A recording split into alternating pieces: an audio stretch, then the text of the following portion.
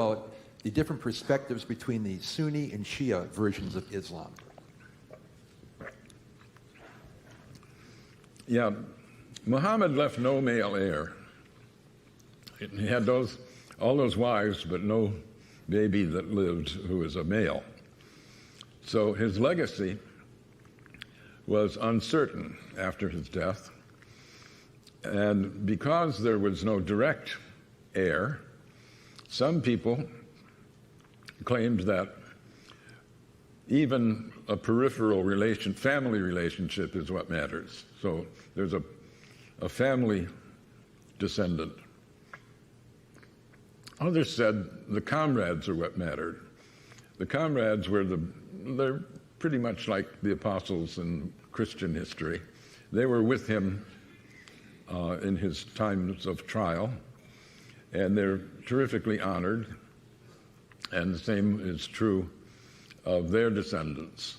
So Sunni is mainly family, and Shia is mainly comrade related. And that set up rival interpretations of what Muhammad really meant. And there's not a lot of law in the Quran any more than in the New Testament. But as people became more powerful and in situations where they controlled things, you elaborate different rules. So Sharia law, for instance, Sharia occurs only once in the Quran, and that's in a non-legislative passage. Muhammad was rejected by a lot of people, like the prophets of the Jewish faith, and God has to say, well, I don't care if they're rejecting you now. You go ahead and deliver my message. So at one point, Allah is trying to cheer Muhammad up that he's not having the kind of success he thought he should have. And he says, don't worry, you're on the right path.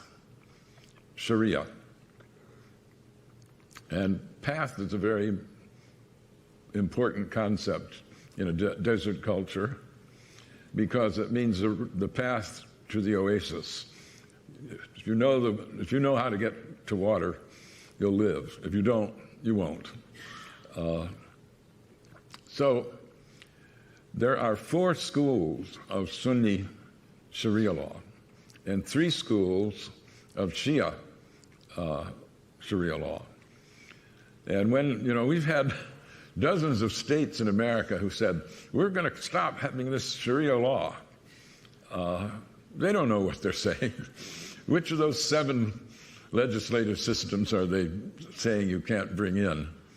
And the little bits of Sharia that they think they are outlawing are things like Muslims have their own rules for divorce, marriage, inheritance, etc. And you can have all of those in the legal framework of a modern state. Christians have their own divorce laws and priesthood laws and other kind of laws which don't conflict with the state law. And so when there's any real Sharia law involved, it's that kind of law, which doesn't mean taking over the whole system of laws of the nation or the state. It means what people have always meant in America, that Jews have their way of celebrating and marrying and that kind of stuff, and so do Christians. So I think that's insofar as there's anything rational in the attempts to prevent Sharia law from taking over our state government, it's that.